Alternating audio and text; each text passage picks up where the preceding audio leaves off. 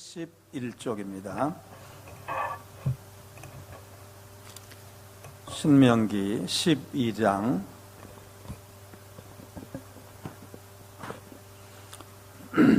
1절로 7절 말씀 우리 교독하시겠습니다. 제가 1절 읽습니다. 내 조상의 하나님 여호와께서 내게 주셔서 차지하게 하신 땅에서 너희가 평생에 지켜 행할 규례와 법도는 이러하니라.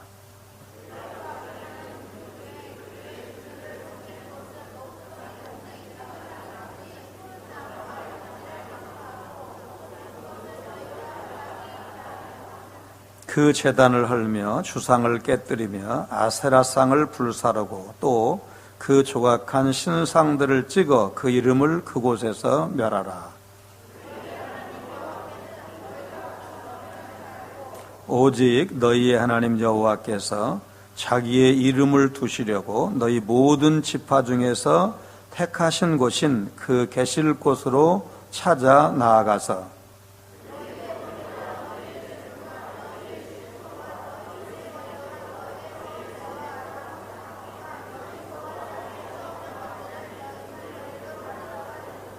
7절 같이 읽습니다. 거기 곧 너희의 하나님 여호와 앞에서 먹고 너희의 하나님 여호와께서 너희의 손으로 수고한 일에 복 주심으로 말미암아 너희와 너희의 가족이 즐거워할지니라. 아멘. 하나님께서 싫어하시는 죄와 우상으로부터 돌이켜서 하나님께로 향하는 모습, 그 결과로 하나님이 주시는 번영을 누리고 처음의 모습으로 회복되는 것이 뭐라고요? 부흥이라고 했습니다. 이 정의를 좀 기억하시면 좋겠고, 오늘 목사님 기도 제목 말씀하실 때 영의 눈을 열어주시라고 그런 기도 제목이 나오는 것을 보고 참 감사했습니다. 오늘 새벽에 바로 볼 수 있는 영의 세계가 있습니다. 보이지 않는다면 볼 수 있는 눈을 주시도록 기도하자. 그런 말씀을 오늘 새벽에 드린 바가 있습니다. 기도드리겠습니다. 거룩하신 하나님, 이 밤에도 말씀을 사모하는 귀한 성도들이 주님 앞에 나와 예배하며 말씀을 듣게 하시니 감사를 드립니다. 이 시간 우리 가정과 삶의 현장에 은혜를 내리시고 복 주심을 감사하여 또 하나님 앞에 은밀한 소원이 있어 귀한 예물을 드립니다. 이후에도 더 풍성한 감사를 드릴 수 있는 믿음의 가정들, 귀한 성도들 다 되게 하여 주옵소서. 낙심하지 않고 간절히 드리는 기도에 가장 좋은 것, 선한 것으로 응답받아 하나님 앞에 아름다운 간증자로 설 수 있는 귀한 성도들 다 되도록 우리 하나님 역사하여 주옵소서. 예수님 거룩하신 이름으로 간절히 기도하옵나이다. 아멘.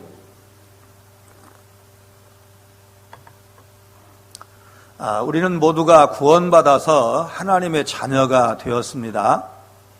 하나님의 자녀가 되는데 그냥 된 것이 아니었습니다. 우리가 지불한 대가는 없습니다.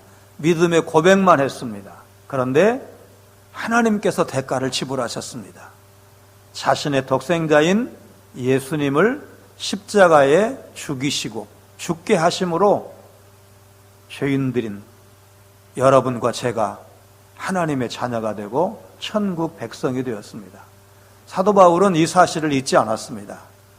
자신이 죄인 중에 괴수라고 그랬습니다. 우리 괴수라는 말 사실 세상에서는 별로 안 쓰지요. 그런데 남북이 아주 경색되었을 때는 북한을 뭐라고 불렀느냐면 북한 괴뢰집단 괴뢰집단이라고 한 적이 있습니다. 그리고 그 말이자면 우두머리인 김일성을 뭐라고 불렀어요? 괴수라고 불렀어요. 그러니까 사도 바울이 자신을 가리켜서 보통 죄인도 아니고 두 번째 가라고 세 번째 가라고 하면 서러워할 만큼 나는 죄인 중에 죄인이고 죄인 중에 우두머리입니다. 그런 의미에서 자신은 죄인 중에 괴수였다고 고백한 적이 있습니다. 이 중에는 어렸을 때부터 혹은 어머니 뱃속에서부터 그때 믿었다고 할 수는 없겠지만 그래도 믿음의 자녀로 성장을 해서 크게 실수하지 않고 지금까지 여기까지 오신 분도 계실 겁니다. 자, 이런 분들이 장점도 있지만 약점도 있습니다. 내가 죄인이었다는 사실을 고백하는 것이 쉽지가 않습니다. 남의 거 도둑질한 적 없거든요. 바람 피운 적 없거든요. 남에게 말 함부로 한 적 없거든요. 그런데 내가 죄인이라는 고백이 없으면 여러분 우리의 구원이 약화되는 걸 여러분 아셔야 돼요. 내가 구원받을 필요성이 있어서 예수를 그리스도라고 고백할 수 있는 거지 내가 죄인이라는 그런 인식이 없는데 여러분 예수님이 나의 주님이십니다. 나의 하나님이십니다. 그분이 나를 대신해서 죽으신 대속의 주님이십니다. 여러분 이 고백이 쉽겠습니까? 그래서 사도 바울이 소중하다는 게 뭐냐면 실제로 예수 믿는 사람을 죽이는데 스데반 죽이는데 가편 찬송 투표했다고 그랬잖아요. 다메섹으로 가는 것이 그냥 놀러 간 것이 아니고 다메섹에 사는 그리스도인들을 잡아서 핍박하기 위해서 가는 길이었잖아요. 그러니까 이 사람은 대적자로서 충분히 죄를 지었어요. 그러니까 부활하신 예수님의 음성을 듣고 회심했을 때 자신이 죄인 중에 괴수였다는 것에 대한 그 인식이 여러분 고린도전서를 기록할 당시에는 세월이 한참 지났습니다. 수십 년이 지났는데 여전히 자기가 죄인 중에 괴수였다는 사실을 잊지 않았어요. 여러분 죄인이라고 믿는 사람, 내가 참 나쁜 놈이라고 믿는 사람은 교회 안에 시험이 별로 없어요. 여러분 그거 아셔야 돼요. 교회에서 시험거리가 되는 사람은 누구냐? 의로운 사람이 문제라니까. 전혀 몰라요. 여러분 누가 지금 모태신앙인지 어렸을 때부터 믿음으로 성장하는데 제가 몰라요. 그런데 일반적으로 그렇다 그 말이야. 제가 오랜 전에 부교육자로 섬길 때 태권도 옆에 사무국장인가를 지낸 그분이 이제 주위에 있었어요. 그리고 그 아내가 말하자면 제가 섬기는 교회 권사님이셔. 요즘 미투 많이 나왔죠? 이 어른도 미투 대상이야. 왜냐하면 아예 비서하고 살림 차려가지고 애를 하나 낳았어요. 근데 권사님이 그걸 알고 애 데려와라 내가 키울 테니까 그리고 젊은 사람 보내야지 당신 그러면 안 된다 해서 돌아왔어요. 이제 가끔씩 길가에서라도 만나서 아무개 선생님 교회 좀 나오세요 이렇게 권하잖아요.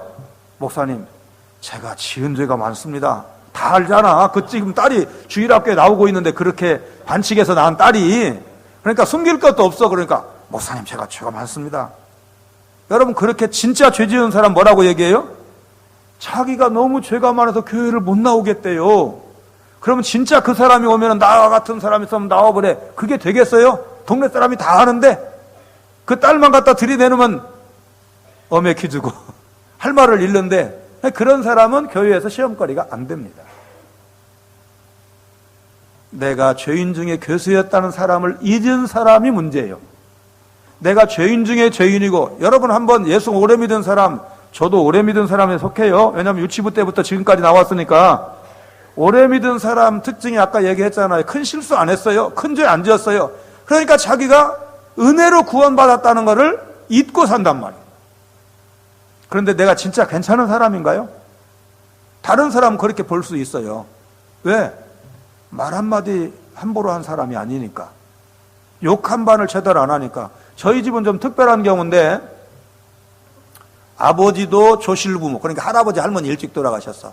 어머님도 조실부모, 외할아버지 외할머니가 빨리 돌아가셨어. 외로운 사람끼리 이제 누군가가 중매를 해서 가정을 이루셨어요. 그런데 두 어른이 다 욕을 안 해. 그냥 그 시대의 가난한 시골에서 그냥 뭐 여자 동생들 말하자면 여자 이렇게 아이들한테 뭐 이렇게 험하게들 얘기하고 그러는데 우리 아버지 어머니는 그렇게 하지 않으셨어요. 여동생들 뭐 화내는 법도 별로 없었지만 화가 나도 함부로를 안 하셨어요. 그러니까 거기에서 성장했으니까 저도 지금 제 여동생들한테 그렇게 함부로 하지 않죠. 딸들한테 한 번도 험하게 얘기한 적이 없죠. 소리를 질러도 상스럽게는 안 해. 혼을 내도 상스럽게는 안 해. 왜? 보고 그렇게 자랐으니까. 그러면 제가 의인이냐 그 말이에요. 말 함부로 안 했으니까, 욕설 안 했으니까, 군대에서도 이놈 저놈까지는 했지만 그 이상의 욕은 안 했어요. 험한 욕 안 했어요. 왜? 욕을 보고 자라지는 않았으니까. 그러면 제가 의인이냐 그 말이에요. 여러분에게 묻는 거예요. 여러분, 내가 꽤 괜찮다고 생각하면 진짜 괜찮으면 좋겠어요. 근데 그게 아니니까 문제이지. 여러분, 영적 기억력이라는 말 한번 좀 기억하시면 좋겠어요. 여러분에게 영적 기억력이 있으시기를 바랍니다. 내가 어떤 상태인지를 알아야 돼. 하나님의 은혜가 아니면 나 괜찮은 사람 아니야. 여러분, 하나님 앞에 의인이 있습니까? 의인은 없나니? 하나도 없다고 그랬어요. 우리 좋은 말은 아니지만 개컬이라는 말이 있죠? 거기서 거기다 그 말이야. 거기서 거기다. 그러니까 우리가 상대적으로 누구보다 누가 좀 나을 수 있어요. 그러나 하나님 보시기에는 누가 더 진짜 죄인인지 하나님만이 판단을 하셔요. 그러면 다른 사람 얘기하는 거 아니에요? 나 얘기하는 거야. 스스로 나에 대해서 나 괜찮은 사람인가 아니라고 진단이 나오면 하나님 앞에 엎드리셔야 돼요. 하나님, 제가 나쁜 사람입니다. 제가 겉으로는 경건한데 속으로는 경건하지 않습니다. 남들 앞에 거짓말 별로 안 하는 것 같은데 하나님 속인 적 많습니다. 하나님을 속일 수도 없는데 그게 인간의 어리석음이잖아요. 속일 수 있다고 생각하는 거잖아요. 눈속임이 통하지 않는데 눈속임을 하고 있잖아요. 그게 바로 내 자신의 모습일 수 있다는 것을 기억하면서 하나님, 영적 기억력을 잊지 않게 해 주옵소서. 여러분, 제가 야구 경기를 평생 몇 경기 정도를 했을까 가만히 계산해 보니까 100경기 이상은 했어요. 선수 아니고 그냥 야구가 좋아서 경기를 100경기 이상을 했어요. 그러면 야구를 보기만 하고 경기를 하나도 안 한 사람보다는 제가 야구를 좀 알겠죠? 100경기를 했으니까 1년에 10경기씩 오면 10년에야 100경기 하잖아요. 그러니까 야구를 좀 안다고 할 수가 있겠죠? 그런데 제가 진짜 야구 선수한테 가서 그 얘기, 야구 아는 척 하면 되겠어요? 안 되겠어요? 안 되죠. 겸손해야지. 예. 그 다음에 제가 복싱을 좋아했어요. 동작이 빠르니까 처음에는 아무리 선수하고 붙어도 잘 피해 댕겼어. 나중엔 체력이 떨어지면 잡혀. 이마를 맞고도 다운이 돼요. 핑 돌아요. 이제 보통 진짜 선수들은 턱 맞고 주저앉고 옆구리 맞고 주저앉고 이러는데 멀쩡한 이마를 맞고도 정신 차려보니까 주저앉아 있네. 그러니까 권투 선수하고는 그냥 같이 놀면 안 돼. 그냥 사이좋게 살아야 돼. 왜냐면 저도 싸운 건 아니고 정식으로 글러브 끼고 스파링 했는데 처음에는 이렇게 동작이 빠르니까 잘 피해 다니는데 나중에는 그 운동선수들 체력을 못 당해요. 잡히는 거야. 1분만 뛰면. 그러면 이제 얻어맞고 이마 맞고도 다운돼갖고 주저앉았고 한 30초 지나고 정신 차리고 내가 다운됐네 이렇게 되는 거예요. 그러니까 내가 그 정도 권투를 체험했다고 그래요. 권투 선수한테 권투를 아는 척하면 되겠어요? 우리가 신앙생활을 오래 했다고 그래서 여러분 하나님을 그렇게 많이 아는 게 아니에요. 그런데 우리가 마치 하나님을 다 아는 것처럼 생각하고 착각 속에 사는 경우가 너무나 많아요. 하나님의 잣대를 우리가 잘 몰라요. 모르는 게 겸손이야. 그런데도 많이 아는 것처럼 생각돼요. 여러분, 설교를 오래 들으면 설교를 판단할 수 있는 능력이 생기는 것처럼 생각하시죠?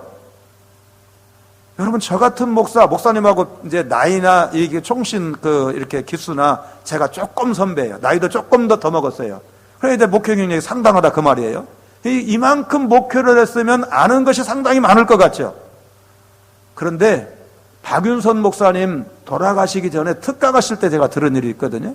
그 어른하고는 이제 저는 빗긴 세대야. 우리 어른 세대, 우리 아버지 뻘 되는 목사님들은 그냥 한국교회 지도자인 박윤선 목사님한테 배운 거 많이 얘기하시는데 우리는 이제 이미 교단이 분열되어 있지, 연세는 많으시지 이러는데 어쨌든 특강을 들을 시간이 있는데 이러시는 거예요. 이 어른이. 내가 어제 그제 말라기서를 공부를 하다가 오리라 한 엘리야가 세례 요한을 가리킨다는 걸 내가 깨달았다고 이렇게 말씀을 하시는 거예요. 말하자면 80세가 넘었는데 근데 이미 그분이 신구약 전권 주석을 다 쓰신 다음이야. 그거 신학생 정도면 다 아는 수준이야. 근데 이 80 넘으신 대학자가 엊그저께 자기가 그걸 깨달았다는 거예요. 나 그 얘기 듣고 깜짝 놀랐어요. 바꿔 얘기하면 그렇게 세계적인 학자도 모르는 건 있는 거고 그렇게 노년이 되었어도 계속해서 말씀을 연구하다 보니까 자라가는 거야. 속사람이, 영적인 사람이 자라가는 거예요. 아멘. 우리가 그렇게 자라가야 돼요. 이성택 목사님 이제 이렇게 식사도 같이 한 적, 모신 적 이렇게 있었는데 이 어른이 한경직 목사님이 이제 한참 또 어른이니까 88세 때인가 이제 후배들이 이렇게 인사를 한번 갔대. 생신 때 갔더니 마침 집에 안 계시더래. 그 남한산성 뭐 그렇게 넓지 않은 그 조그마한 오막살이 집에서 노년을 보내셨잖아요. 안 계시더래. 좀 기다렸더니 들어오시는데 이제 다 아는 후배들이니까 주머니에서 꼬깃꼬깃 뭘 하나 꺼내든지 나 오늘 산책하면서 이 말씀 외웠어 그러시더래요. 근데 88세야. 치매가 약간 오셨어. 강단도 잘 조심해서 안 쓰시던 그런 때야. 그런데 주머니에서 꼬깃꼬깃 종이 그런 글씨 기억하는 글씨인 거 아시죠? 한경직 목사님이 인물은 크시고 좋으시고 이러는데 글씨는 날라가요. 친필로 이렇게 추천서 써준 책을 봤는데 글씨가 기억하는 글씨야. 그 글씨로, 그 기억하는 글씨로 성경 구절 적어서 그냥 무료하니까 걸으면서 꺼내서 한번 읽으시고 또 꺼내서 한번 묵상하시고 이러면서 30분 말씀 묵상하다 오셨다는 거예요. 그래서 후배들이 돌아오면서 이렇게 말했대요. 존칭 없이 한경직은 지금도 잘하고 있다. 88세인데 후배들이 다 10년 이상 15살 이하 이렇게 많이 차이 나는 후배들이 그 다음 세대 한국교회 지도자들인데 그분들이 한 목사님은 지금도 속사람이 성장하고 있다. 이렇게 말하고 왔다는 거 아닙니까? 여러분 속사람이 얼만큼 잘하셨어요? 시험 보면 좀 어떻게 좀 될까요? 야구 얘기 왜 꺼냈는 줄 아시죠? 권투 얘기 왜 났는지 아시죠? 신앙생활을 내가 체험적으로 해서 내 신앙 수준이 넓어지고 깊어진 것이 아니고 들은 걸로 구경한 걸로 이걸로 높아진 걸로 생각하시면 안 된다 그 말이에요. 여러분 아멘 하세요. 왜냐하면 여기서 아멘 하시면 처음서부터 다시 해놓은 수밖에 도리가 없어. 못 알아들었는데 어떻게 해. 알아듣게 해야지. 여러분 객관적으로 다른 사람 얘기만 가지고 내 신앙 수준이 높아지는 게 아니에요. 깊어지는 게 아니에요. 여러분 고기에 대해서 아무리 설명을 많이 해도 누구를 능가할 수가 없어요. 먹어본 사람을 당할 수가 없죠. 고기도 어떻게 한 사람이 잘 먹는다? 먹어본 사람이 잘 먹는다 그런 말이 있잖아요. 갈비는 뭐 할수록 맛있다? 씹을수록 맛있다. 씹을수록 맛있다. 여러분 신앙생활에 그 체험이 있으셔야 돼요. 여러분 신앙생활이 무거운 짐입니까? 무거운 짐이라고 생각되시는 분은 아직 갈비 맛을 못 보셨다 그 말이에요. 깊은 맛을 맛보셔야 돼요. 여러분 시험 들 수 있어요. 목사도 시험 들잖아요. 그런데 수준을 맞게 시험이 와야지 시험 안 당할 거 가지고 시험 당하면 어떻게 돼요? 왜? 깊이가 없으니까 시험 당하는 거예요. 체험이 없으니까 시험 당하는 거예요. 그래서 그냥 남 얘기 너무 많이 듣지 말고 말하자면 남 얘기 뭐 충고 이런 거 무시하라는 뜻이 아니고 내가 신앙 체험을 하시라고. 부모님이 예수 잘 믿어서 덩달아서 내가 우리 부모님이 A급 신앙인이면 내가 당연히 A급 신앙이 되는 것이 아니에요. 그런 시대는 그런 시대에 엎드리고 사모하고 열심히 섬겨가지고 체험적인 신앙인 A급 신앙인이 된 거예요. 그런데 그 다음 세대를 이어받는 나는 그 체험이 없잖아요. 그 고생 안 했잖아요. 그러니까 위기의 때 우리 아버지 어머니는 가서 엎드렸는데 나는 위기의 때 뒤로 도망가잖아요. 시험 들어서 뒤로 물러가잖아요. 왜? 그 체험이 없으니까. 여러분 하나님은 우리가 체험적인 이론만 아니고 아는 척이 아니고 들은 걸로만 아니고 우리가 하나님을 그렇게 체험하기를 원하셔요. 오늘 마지막 7절에 보니까 즐거워할지니라 그러는데 신앙생활이 여러분 즐겁냐고요? 여러분 신앙생활이 무거운 짐이 아니에요. 지금 그 얘기를 하려고 하는데 여러분 신앙생활은 즐겁다. 한번 아시기 바랍니다. 같이 하겠습니다. 신앙생활은 즐겁다. 여러분 즐거울 수 있어야 돼요. 신앙생활에 기쁨이 있어야 돼요. 여러분 주일날 가면 목사님 만나는 것이 기뻐야 돼요. 장로님 앞에서 만나면 반가워야 돼요. 우리 구역장님 만나면 반가워야 돼요. 내가 가르치는 주일학교 학생들을 만나면 한번 안아줄 수 있을 만큼 그렇게 우리 아이들을 사모할 수 있어야 돼요. 여러분 그런 교회가 좋은 교회 아니겠습니까? 혹시나 3층 계단 그쪽에 있으면 서 있는데 피해서 가겠다 이렇게 생각하면 안 된다 그 말이에요. 예? 누군가 거기 꼭 서 있더라고. 그러니까 거기 피해서 가고 이러시면 안 돼요. 그런 사람이 없어야 돼요. 목사도 그런 사람이 없어야 돼요. 조금 이제 속썩이면 목사도 그냥 내가 피해갈까 그런 생각해요. 우리 교회에서 그 얘기 못해. 못하는데 여기서 말하는 거야. 그 생각 솔직하게 그럴 때가 있어요. 그런데 상태가 좋을 때는 그런 게 없어요. 내가 하나님 앞에 상태가 좋을 때는 우리 교인 수천 명이어도 피해가고 싶은 사람이 하나도 없어요.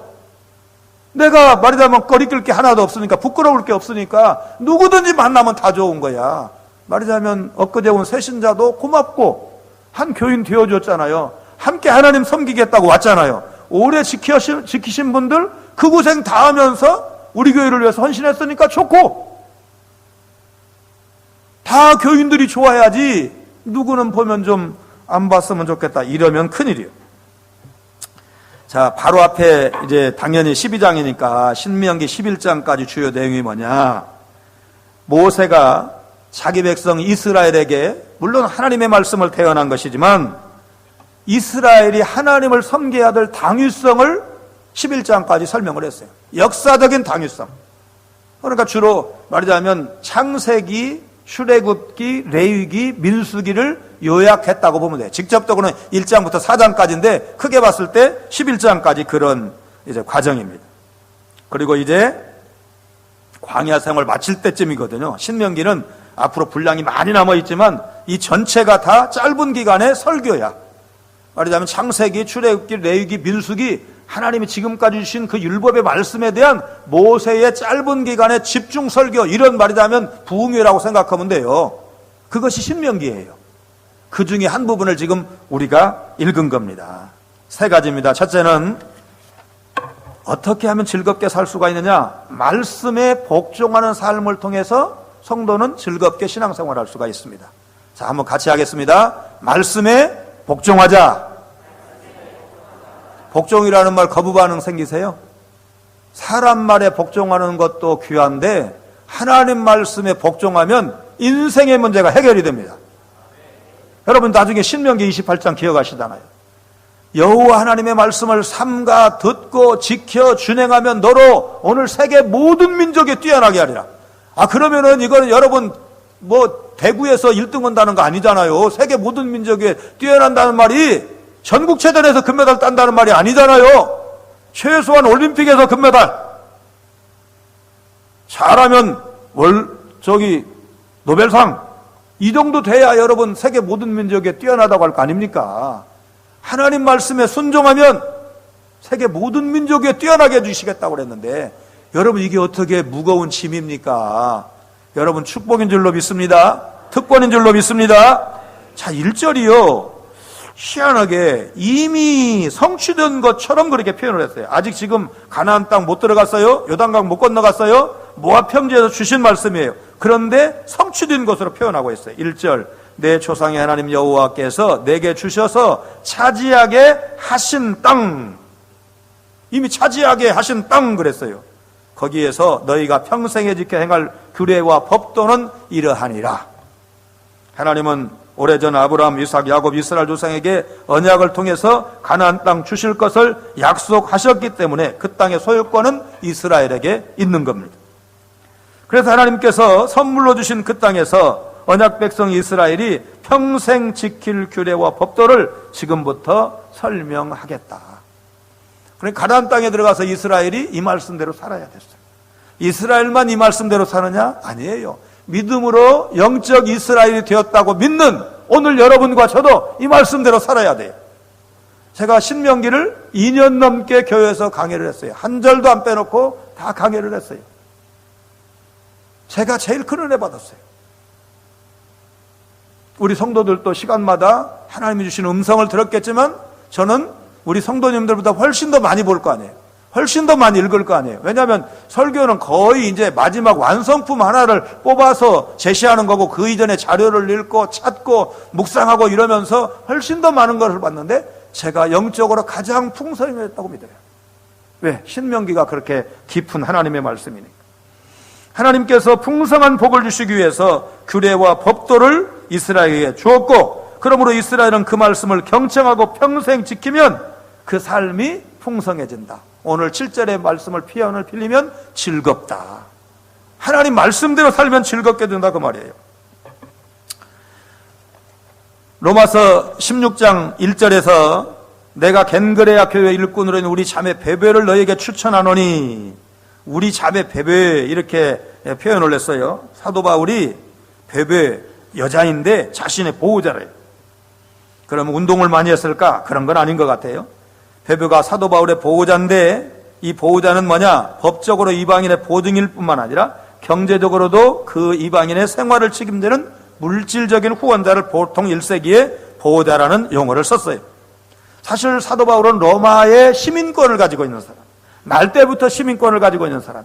그런데도 다른 지역을 여행하게 되면 뭐예요? 현지 사람의 보증이 필요한 거예요. 유력한 사람의, 이분 내가 믿는 사람입니다. 너무 신분 걱정하지 마세요. 아주 고매하신 유대에서 오신 스승이십니다. 이렇게 해줄 사람이 필요한 거예요. 누가 그걸 했다고요? 베베가 그걸 했어요. 보통은 여러분 오늘 우리 시대도 그래도 남자가 여자 보호자잖아요. 에? 그런데 1세기야. 그때 인구조사하면 남자만 세고 여자는 세지도 않던 그 시대에 남자인 사도 바울의 보호자가 누구라고요? 베베라는 여집사야. 그러니까 얼마나 귀한 자매입니까? 그 다음에 뭘 좀 도와줬기 때문에 나의 보호자라고 했을까? 사도 바울이 텐트 메이커, 말하자면 스스로 업을 텐트 만드는, 천막 만드는 일을 해서 먹고 살고 선교를 했던 시절도 있지만 전 사역 기간을 다 그렇게 한 건 아니에요. 부분적으로 말하자면 그 생활비를 충당해야만 될 형편일 때만 그렇게 했지, 사실은 생활비를 냈어요. 아마도 베베가 그 일을 했을 것이다. 그렇게 성경학자들이 해석을 합니다. 그러면 예수님과 제자들이 복음 사역을 할 때 복음서를 아무리 뒤져도 예수님이 농사 지었다든지 무슨 비즈니스를 하셨다든지 이런 표현이 하나도 없어요. 그러면 여러분 예수님 플러스 12명만 합해도 몇 명이에요? 어려워요?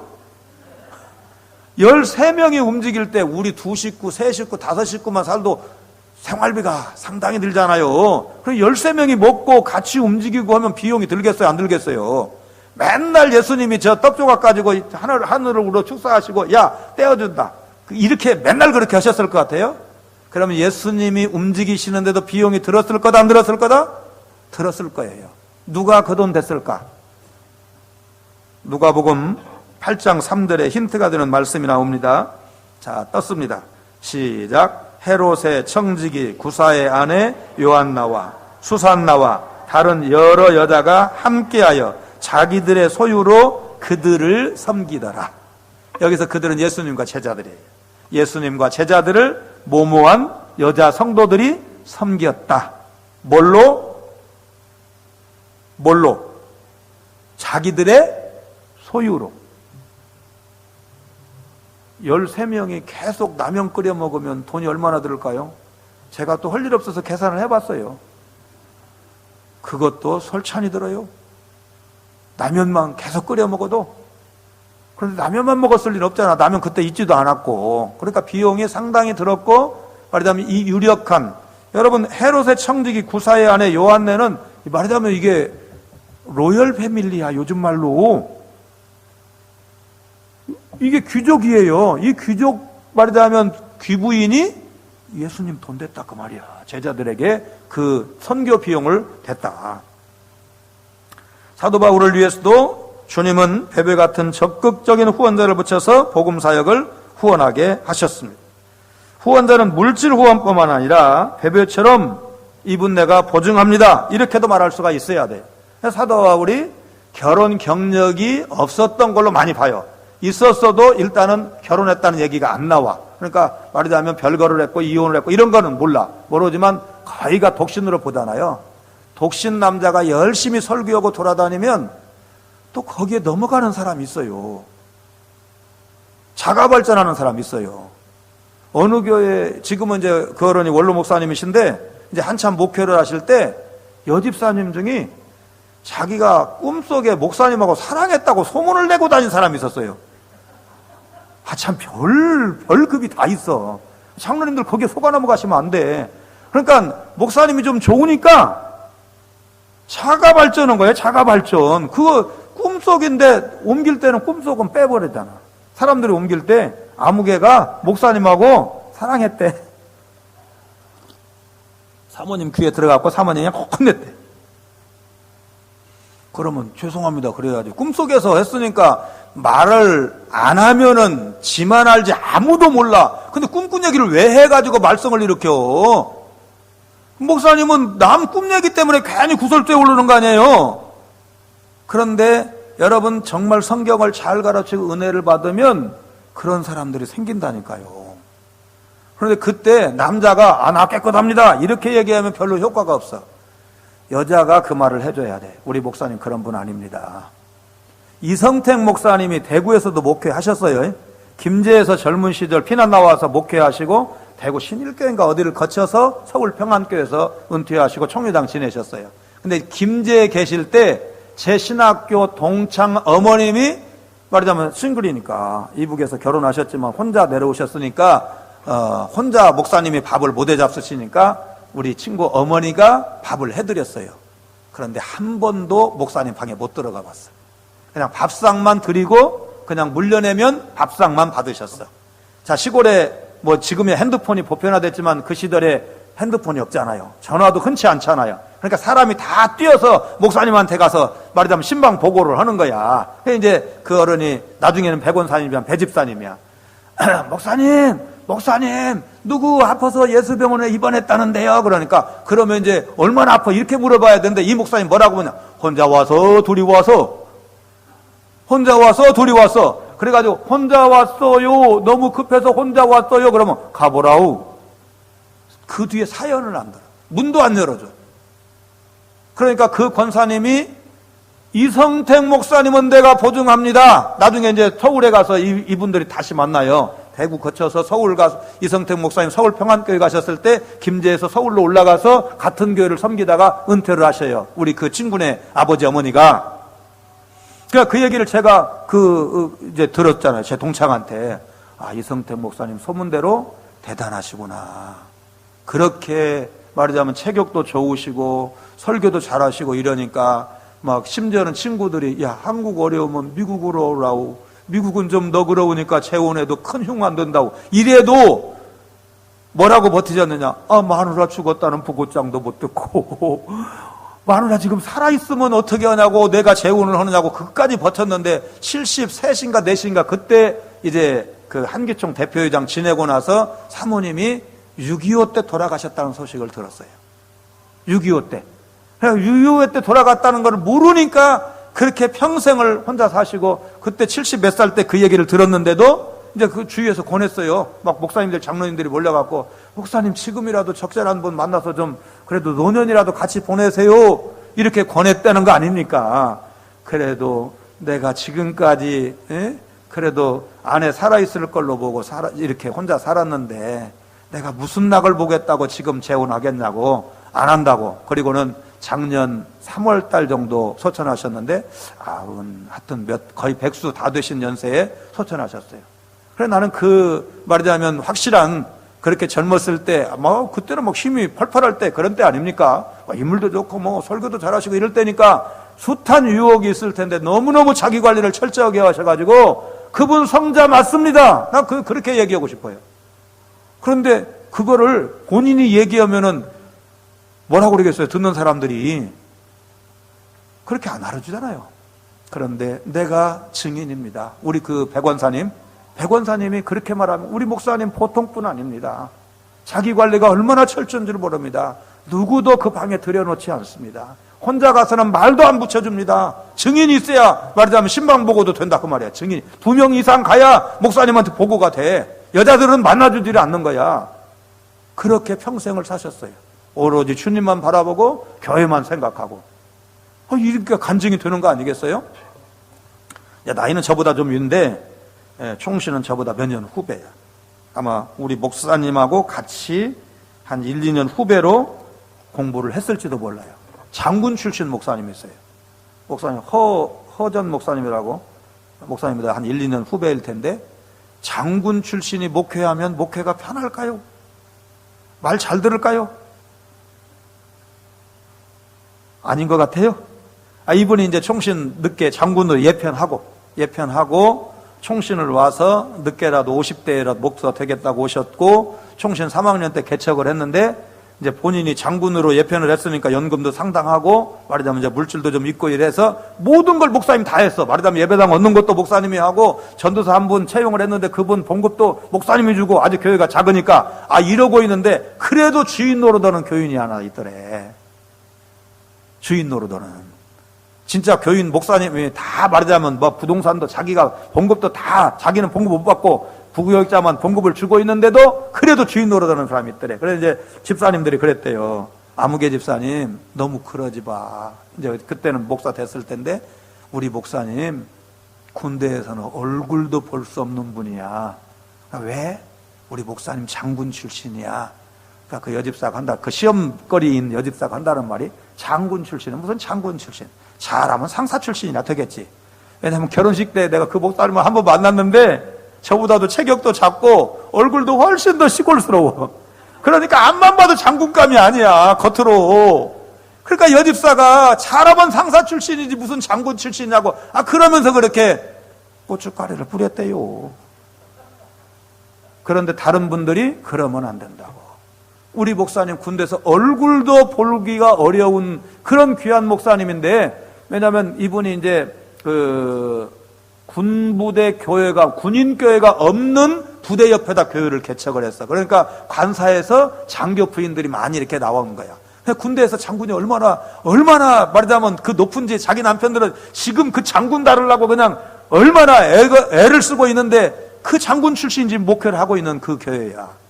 근데 나는 교회가 그럴 수 있는 곳이라고 생각돼. 은혜 못 받으면 뭐가 뭔지 모르고 설칠 수 있는 것이 교회고 또 분별력이 있는 사람은 그러면 안 돼. 집사님 그러면 안 되지. 교회는 그런 곳이 아니야. 이렇게 해서 말리고 목사님 세워드리고 그래야 되는 것이 교회야. 그런 사람한테 같이 휘둘려가지고 목사님이 사비를 털어서 교회를 개척을 하고 군부대에 교회가 없으니까 군부대에 교회가 있어야 되는데 없는 그런 교회니까 거기에 구원받을 영혼이 있으니까 거기다 사비로 개척을 했는데 그러면 되겠냐 그 말이야. 그게 바로 좋은 교회 모습이야. 그러시면 안 돼요. 목사님 귀하게 여기셔야 돼요. 교회 하나 되는 것을 위해서 우리가 모두가 다 서로 좀 자제하고 이래야지. 광주의 어느 교회에서는요 재직회 했더니 식당에서 고춧가루 많이 썼다고 1시간을 싸웠대요. 여러분 고춧가루가 비쌀 때는 물론 비싸요. 그리고 말하다 보면 그거 말하자면 말거리가 될 수도 있어요. 그런데 얻는 것과 잃는 것을 생각을 해야지.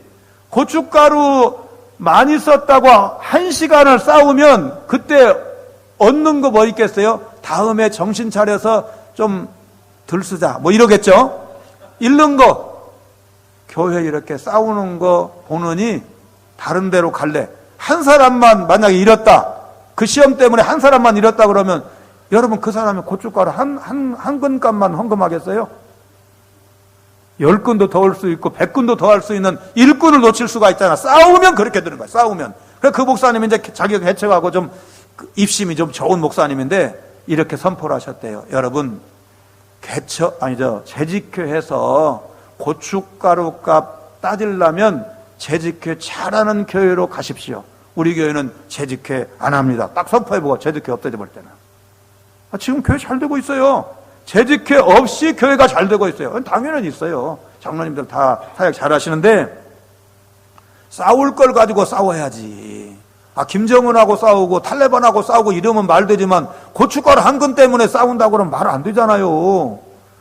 이제 경운교회는 내가 그거 안 물어봤는데 고춧가루 가지고 싸웁니까 안 싸웁니까?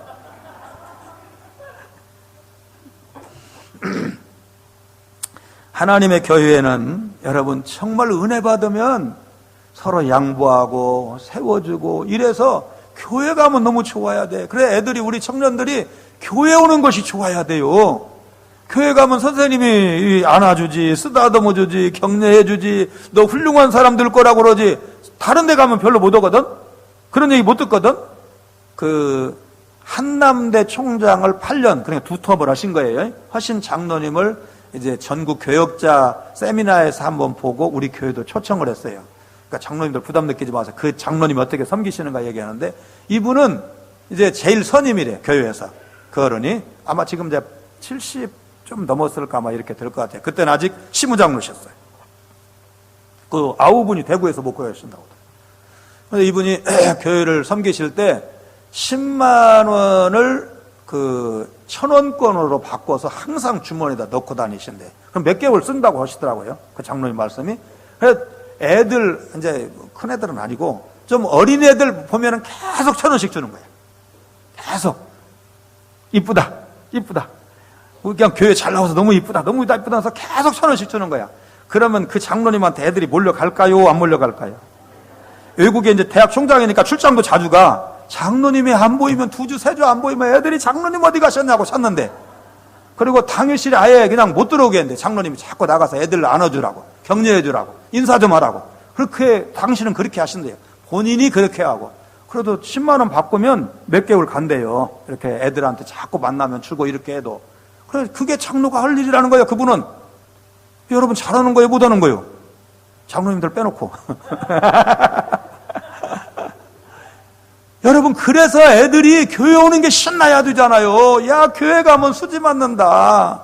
애들은 집에서 저기 아이스크림 하나 사 먹으려고 그러면 뭐 돈이 없어서만 아니고 치과 가야 되잖아요. 그러니까 엄마들이 자꾸 자제시키고 안 주고 이래. 근데 교회 가면 묻지도 않고 따지지도 않고 계속 주는 장로님 있는 거예요. 그러니까 그냥 그 장로님만 찾는데. 여러분, 교회가 좀 신나야 된다니까. 말씀을 들어서 신나고, 나 안아주고 칭찬해 주니까 신나고, 정말 나 사랑하고 좋아하는 사람이 많아서 신나고, 아멘을 안 하면 밤새도록 그렇게 말할 수밖에 없고, 여러분, 교회가 그런 곳이어야 돼. 서로 사랑하는 곳, 말씀이 은혜로운 곳, 그래서 신앙생활이 즐거운 곳. 여러분, 주의 일 잘 못한다고 나는 능력이 없다고, 나이가 많다고 이거요. 뭐 일정 부분 타당한 것도 있지만 아니요. 어떤 선교사님이 아프리카에 선교를 이렇게 하시는데 시각장애인에다가 시각장애인 앞에 안 보이시는 분에다가 문맹이신 분을 전도를 했어요. 그래도 이분이 예수 믿는 믿음이 생겼어요. 어느 날 이분이 선교사님 사택에 찾아오셨어요. 선교사님, 요한복음 3장 16절에다가 빨간 줄 좀 쳐주세요.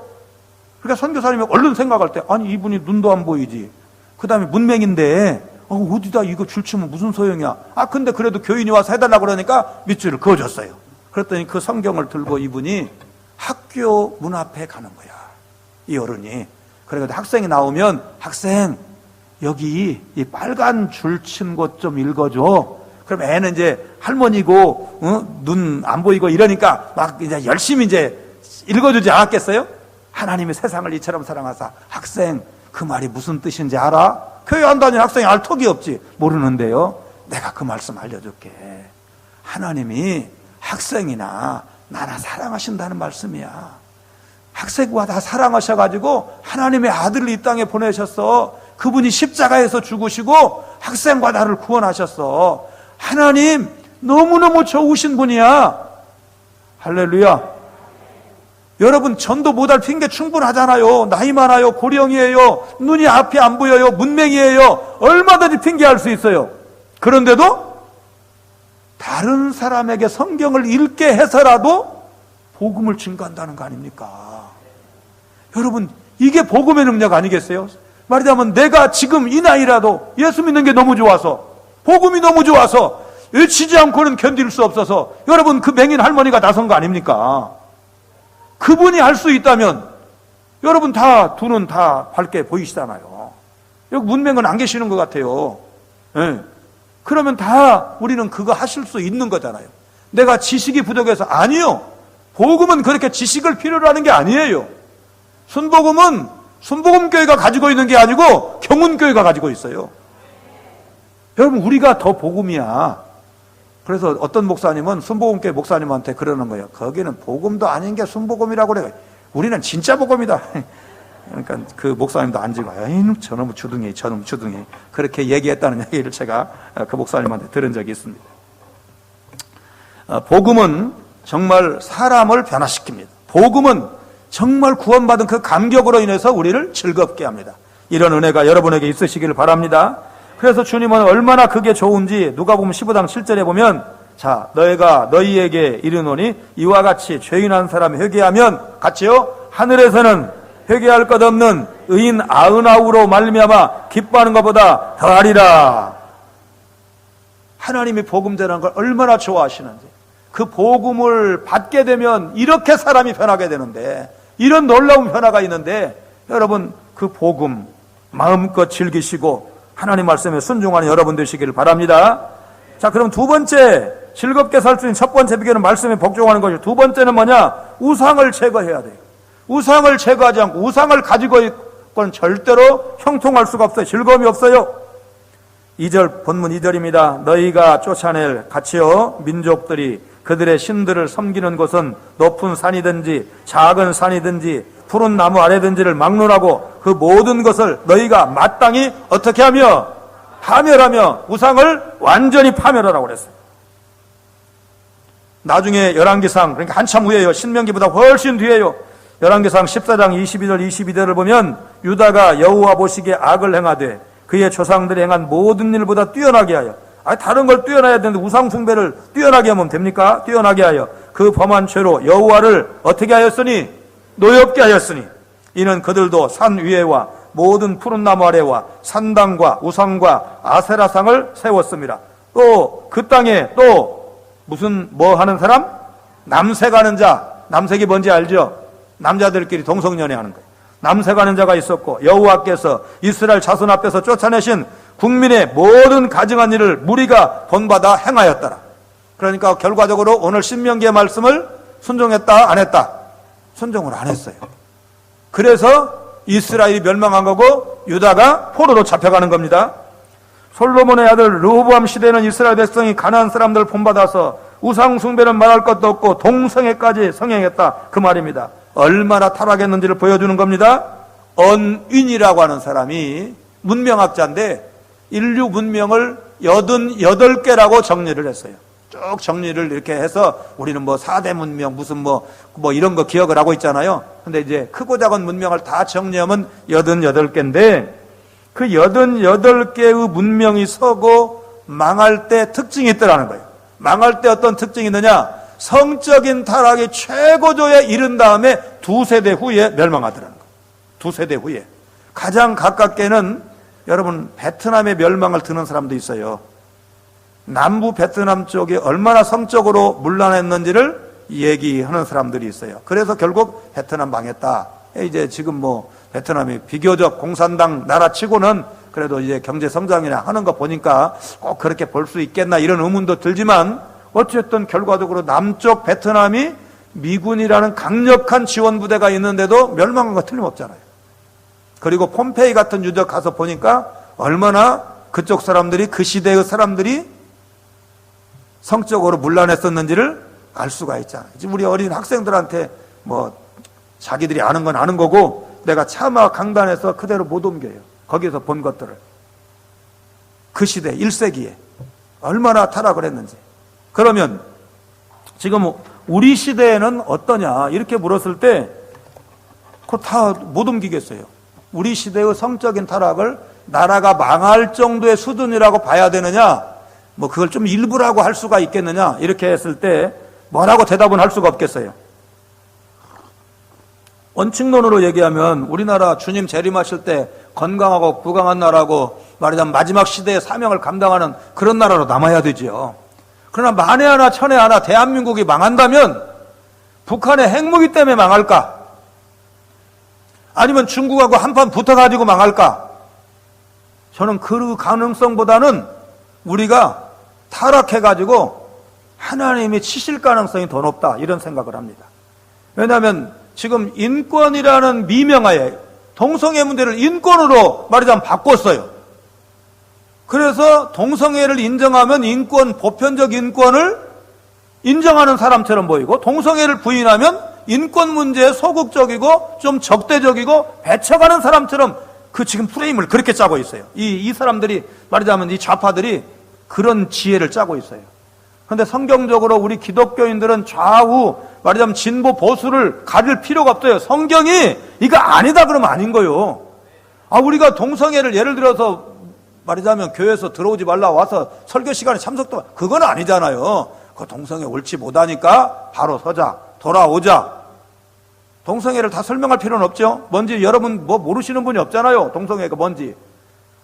에이즈가 젊은 청소년들의 특별히 남자들 남자들을 동성애자들 사이에서 많이 늘어나고 있다는 것은 객관적으로 사실인데 그거를 말을 하지 말라는 거야. 말을 못하게 막아요. 인권위원회에서. 학생들이 보기 좋은 영화를 선정해가지고 전국에 다 말하자면 학교마다 하다를 하는데 동성애를 조장 혹은 장려하는 영화가 거기에 상당수 끼어 있어요. 실제로 선천적으로 원래 날 때부터 동성애자는 확률적으로 안 높아요. 다 후천적인 원인으로 동성애자가 되는 거야. 근데 동성애를 아름답게 묘사하면 그것도 괜찮네. 선택할 만한 일이네. 여러분 이렇게 된단 말이에요. 그런데 그 일을 계속 해야 되겠냐 그 말이에요. 멀쩡한 어른들이 그 일을 우리 청소년들한테 장려를 해야 되겠냐 그 말이에요. 여러분 저도 3남매 자녀들을 키우고 아직 하나도 결혼 안 했어요. 그래도 얼굴이 약간 좀 밉다 뭐 어쩌다 키가 좀 작다 이래도 남자는 여자를 데려와야 되고 여자는 남자를 데려와야 그래도 한번 고민 좀 해보지. 남자가 남자를 데려오고 여자가 여자를 데려오면 제가 고민을 하겠냐고요. 고민을 아예 안 하지. 고민을 하겠냐고요. 성경을 개정을 하든지. 근데 성경을 제 마음대로 어떻게 개정을 합니까? 하나님 말씀을. 그러니까 성경이 바뀌지 않는 한 바꿀 수가 없는 거예요. 여러분 불만 있습니까? 다른 생각 있습니까? 하나님이 죄라고 하면 죄입니다. 남색은 남자들의 동성연애를 말하는 거예요. 그래서 우리가 어제 사무엘이 자기 죄 때문은 아니고 정말 그는 거의 무음한 사람처럼 성경이 묘사하고 있지만 동족의 죄를 품고 같이 기도했다고 그랬잖아요. 우리도 그런 자세가 필요해.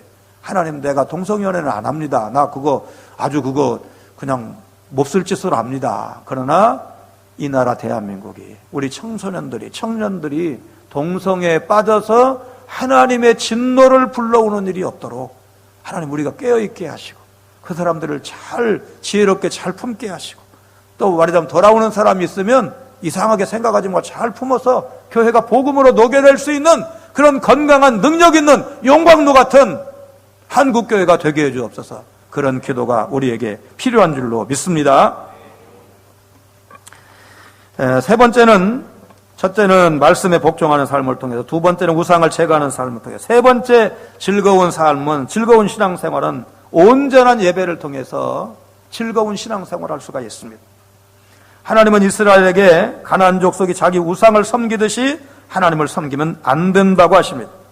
당시에 가나안 족속들은 자기들 마음대로 산이나 숲이나 신전이나 이런 거 재단을 쌓고 편리한 대로 우상을 섬겼습니다. 4절 5절입니다. 4절 너희의 하나님 여호와께는 너희가 그처럼 행하지 말고 오직 너희의 하나님 여호와께서 자기의 이름을 두시려고 너희 모든 지파 중에서 택하신 곳인 그 계실 곳으로 찾아 나아가서.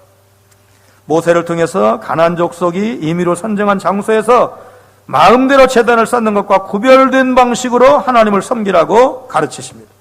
모든 지파 중에서 택하신 곳, 이제 신학 용어로 중앙성소라고 합니다. 나중에 이제 예루살렘을 의미하는데 중앙성소로 삼을 것을 암시하는 말씀이고, 40년간 이스라엘 광야 생활할 때는 회막 중심으로 이동을 했습니다. 하나님께서 이름을 두신 곳은 하나님이 임재하시는 곳을 상징했습니다. 고대 사람들은 이름을 존재의 본질로 파악을 했어요. 그러니까 우리가 예수님의 이름으로 기도하는 것은 예수님의 이름을 빌려서 기도하는 게 아니에요. 예수님이 어떤 분이시냐? 하나님이시죠. 하나님의 아들이시죠. 우리의 대속주시죠. 그래서 그분의 이름으로 기도하는 거예요. 그러니까 여러분 그 이름으로 기도할 때 능력이 나타나는 거예요. 이름을 빌려서 할 때는 능력 안 나타나. 그런데 그분의 인격을 걸고 그분의 신격을 걸고 신적인 능력을 믿고 그분의 대속주드심을 믿고 그분이 가심으로 인해서 성령이 보혜사, 또 다른 보혜사인 성령이 오셨기 때문에 예수님의 이름으로 기도할 때 성령님은 예수님의 영이시니까, 예수님 보내신 영이시니까 우리의 기도를 도우셔요. 바른 기도를 하게 하셔요. 하나님 앞에 아르셔요. 하나님이 그 기도를 접수하셔요. 가장 좋은 것으로 주셔요. 가장 선한 것으로 주셔요. 악한 인간 아버지도 자식에게는 좋은 것 줄 줄 알거든. 하물며 하늘에 계신 너희 아버지일까 보냐. 구하는 자에게 좋은 것으로 주시지 않겠느냐. 구하는 자에게 누가복음에서는 성령을 주시지 않겠느냐. 예수님으로 이름으로 기도하면 좋은 것 주시는 하나님이심을 믿으시기를 바랍니다. 6절에서는 하나님이 택하신 장소에서만 민수기 29장 39절에 규정된 각종 제사를 드리라 이렇게 명령을 하고 있습니다. 이제 제사는 보통 5대 제사 그러는데 오늘 본문 6절을 다시 봅니다. 너희의 번제와 너희의 제물과 너희의 11조와 너희 손의 거제와 너희의 서원제와 낙헌 예물과 너희 소와 양의 처음 난 것들을 너희는 그리로 가져다가 드리고, 그리로 어떤 곳으로? 중앙 성소를 시사한다고 그랬죠. 나중에 예루살렘 성전을 의미한다고 그랬죠. 그곳으로 간다 그 말이에요. 여러분 예배당 이렇게 아름답게 잘 채워놨잖아요. 여기 와서 예배 드리는 걸 하나님이 기뻐하신다 그 말이에요. 누군가가 이렇게 말하는 사람이 있어요. 여기 성경 잘 가르치는 분이 있어요. 한번 와보세요. 나도 몇 번 가봤는데 기가 막혀요. 거기 가면 안 돼. 그거 어디인지 아시죠? 어디 누가 그렇게 꼬시는 거 아시죠? 신천지가 그렇게 꼬시잖아요. 그러니까 그렇게 어디가 잘한다 아니요. 여러분 교회가 최고의 말씀 있는 거예요. 아멘. 크게 하세요. 목사님하고 짜고 하는 거 아니에요. 우리 교회에서도 내가 그렇게 외쳐요. 여기가 최고인 줄로 아시라고. 여러분 생각해 보세요. 기본적으로 우리 교단 목사는 대학원을 나왔어요. 신천지의 그 교주는 중학교를 졸업을 했어요. 아무리 뛰어난 사람이 언변도 뛰어나고 말하자면 가르치는 은사가 있다고 해도 중학교 나온 사람이 잘 가르칠 거요. 대학원 나온 사람이 잘 가르칠 거요. 한번 물어볼까? 1번, 2번으로? 그 사람들은 그 앞에 계보가 있어서 말하자면 이단 선배들로부터 쭉 배워왔어요. 그래서 말하자면 산에 토끼몰이 올 때 이렇게 사람이 아니지 토끼몰이니까 토끼 지나가는 길을 알아. 거기다가 올무를 넣고 우리 영혼을 도적질할 줄만 아는 거야. 바르게 믿음으로 키워낼 수가 없어요. 그 능력이 없어요. 그런데도 따라가냐 그 말이야. 12월 첫 주가 2일 날인가 아마 그랬죠. 12월 2일 날 서울에 소망교회, 광림교회 다 데모하는 날 우리 교회 앞에도 신천지가 와서 데모를 했어요. 2부 예배 마치면 딱 10시인데 10시에 딱 나가니까 핸드마이크 들고 여러분 그루밍 성폭력이 뭔지 아시죠? 이제 리더가 그렇게 하니까 예 압니다 그러더라고. 그게 좀 아프기는 아파. 왜냐하면 그 말썽 핀 인천의 젊은 부목사가 우리 교단 목사였잖아요. 우리는 그 인정해요. 우리 잘못한 거 맞아요. 제가 어제 입은 옷에도 지금 입은 옷에도 교단 배지를 달고 있는 이유가 누가 이거 시비 걸면 제가 절 한번 하려고. 죄송합니다. 제가 목사인데 선배인데 잘못 가르쳐 죄송합니다. 그 얘기하려고 누가 시비 걸면 시비 걸으라고 나 이거 지금 배지 달고 다니거든요. 요새 같은 때는 배지를 안 달고 다녀야 돼. 창피해가지고. 당신네 교단은 그 목사라던데 이 지금 뭐야 지금 이럴까 봐서 이거 안 달고 다니면 모르잖아요. 그런데 혹시라도 누가 목사님 같은데 어찌 그런 목사도 있습니까? 죄송합니다. 제가 아버지 뻘 정도는 왜냐면 그 목사님이 저보다 2살인가 밖에 안 많아. 그 젊은 목사의 아버지가 총회에서 같이 일도 하고 이렇게 아는 분이에요.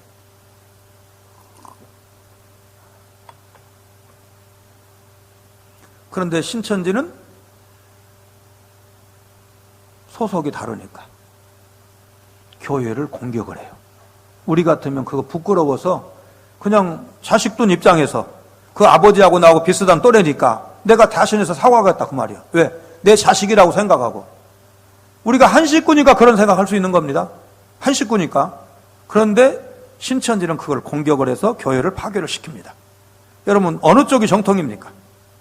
그 부끄러운 수치지만 내 자식입니다. 우리 교단 문제입니다. 우리 이걸로 인해서 총회당도 사과성명 발표했잖아요. 우리 앞으로 이렇게 개선해 나가겠습니다. 교회를 건강하게 세워나가겠습니다. 지금 그러고 있는데 그 사람들은 공격을 해요. 어떤 쪽이 진짜 나쁜 쪽입니까? 교회를 허는 쪽이 나쁜 쪽이죠. 여러분 300만 성도 중에 다 천사만 있겠냐고. 목사님들이 10,000명이 넘는 목사님들이 다 천사들만 있겠냐고. 조금 잘못된 녀석도 있지. 에? 그냥 빨리 장가나 보내지 안 보내가지고 왜 35인가 6인가 먹도록 장가를 안 보내가지고 그 말썽인지 아버지 이제 만날라는지 모르겠지만 만나면은 진짜 한마디 하고 싶어. 왜 지금까지 결혼 안 시켜가지고 난리냐고. 성경의 예배자 가운데 가장 이상적인 예배자를 찾으라 많이 있지만 저는 에녹을 생각을 합니다. 창세기 5장을 보면 에녹에 대해 뭐라고 묘사를 합니까? 65세에 무두셀라를 낳았고 하나님과 동행하며 자녀를 낳았더라. 하나님이 그를 데려가심으로 세상에 있지 아니하였더라. 별 기록이 없어요. 그냥 그 정도예요. 그러니까 에녹이 이 땅에서 살았던 365년 동안은 그냥 결혼해서 애들 낳고 키우고 그러면서도 내면적으로는 늘 하나님과 동행했던 사람이었어요. 평범한 삶 가운데서도 우리처럼 사는데 삶의 중심은 하나님이었어요. 하나님 중심이었어요. 하나님과 동행했어요. 여러분, 우리가 그렇게 살아야 돼요. 그러니까 장사가 약간 안 돼도 너무 낙심하지 말고 나는 오늘도 장사가 안 돼도 하나님과 동행한다. 직장에 가면 상사한테 뭐라고 그러죠? 좀 꾸중을 들어. 뭐 옛날 찐빠 뭐 그런 말도 썼는데 요즘도 쓰는지 모르겠어. 찐빠를 좀 먹어도 나는 하나님과 동행한다. 여러분, 그렇게 사시기 바랍니다. 우리 하나님의 자녀이니까. 우리는 또 그렇게 살아야 되니까. 6절에 너희의 재물과 너희의 11조, 이 11조가 나오는데 여러분 11조가 세 가지 종류가 있다는 것을 아셔야 합니다. 레위인들과 제사장들의 생계를 위해서 바치는 제1의 11조, 우리가 보통 알고 있는 11조입니다. 매년 토지의 소산이나 가축, 수입의 10분의 1을 드리는 것이 11조입니다. 기업이 없는 레위 사람들의 생활비를 위해서 전적으로 사용이 되었습니다. 그런데 또 다른 11조가 제2의 11조는 축제 11조라고 말합니다. 제1의 11조를 바치고 남은 것 중에서 다시 10분의 1을 구별해서 드리는 예물입니다. 이 11조 일부는 감사 축제 비용으로 사용되었고, 이스라엘은 그 감사절 축제가 굉장했잖아요. 막 일주일날 지키고 이러니까. 그리고 일부는 성전 수리용으로 사용을 하기도 했습니다. 오늘날 우리는 이제 감사절 비용을 구약만큼은 안 쓰지만 그래도 쓰죠. 감사절 비용과 성전 건축원금, 예배당 관리 비용을 생각하면 될 것입니다. 자, 제3의 11조는 구제 11조라고 할 수가 있습니다. 안식년을 기준으로 3년마다 가난한 사람들을 위해 사용하는 특별한 11조였습니다. 제2의 11조와 내용상 같지만 쓰이는 용도가 좀 달랐습니다. 오늘 우리가 드리는 구제헌금, 선교헌금을 생각하면 될 것입니다. 이런 식으로 드린 이스라엘 백성의 예물은 기타 헌물을 포함해서 대략 소득의 20% 정도 됐을 것입니다. 신명기 14장에 11조에 대한 보다 더 자세한 가르침이 있습니다. 여러분, 이렇게 말씀을 드리면 목사님 솔직히 11조 한 목 드리는 것도 어려운데 두 몫은 좀 힘듭니다. 이렇게 질문하고 싶은 분이 계실지도 모릅니다. 저는 거기에 초점이 있지 않습니다. 11조 한 목이라도 제대로 드려라. 아멘 하시기 바랍니다. 이게 얼마나 어려운 얘기입니까? 11조 내라고 이게 그냥 성경 딱 이 부분 할 때만 하지 교회에서 11조 따로 설교하지 않습니다. 11조라도 정확하게 드려라. 왜 그렇게 말씀드리냐면 이스라엘은 재정일치 국가에서, 그러니까 종교와 정치가 일원화된 나라였어요. 오늘날 그런 나라는 독일 정도를 생각하면 돼요. 독일은 국가가 교회를 유지하는 예배당 비용도 다 대줍니다. 목사의 봉급도 종교세에서 다 지원해 줍니다. 그러니까 우리의 헌금과 세금이 합해졌다, 이스라엘은. 그래서 말하자면 전체 수입의 20% 정도가 됐다. 그런데 여러분 20%면요, 옛날로 가면 갈수록 20%는 무거운 세금이 아니었어요. 그보다도 더 많은 세금을 냈어요. 그래서 농민 반란도 일어나고 이랬던 거예요. 너무 과중해가지고. 그러니까 대략 20% 정도 됐는데 오늘 우리 시대는 11조라도 정확하게 드리라, 그 말이에요. 1980년대 시인 목사가 시골 교회에 심무할 때, 총신 신대원 다닐 때 들은 간증이에요. 목회를 포기하려고 시차장을 찾아갔습니다. 재정적으로 너무 어려워서 생활비도 안 되고 더 이상 목회 못 하겠다는 겁니다. 시찰장이 가만히 듣고 있더니 뭐라고 얘기했느냐? 아니, 말라기는 성경 아닙니까? 그렇게 말하더래.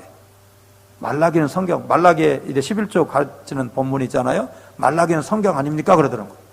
그 얘기를 듣고 자기가 11조를 좀 엄하게 가르친 적이 없다는 거를 목사님 생각을 한 거예요. 이 시인 윤 목사님인데 이분이 생각을 한 거예요. 그래서 자기 교회가 80년 초에 3, 40명 모이는데 주일원금이 5,000원, 6,000원 나오는 거예요. 그러니 생활이 안 되잖아요. 우리가 그 시대를 살아봤잖아요.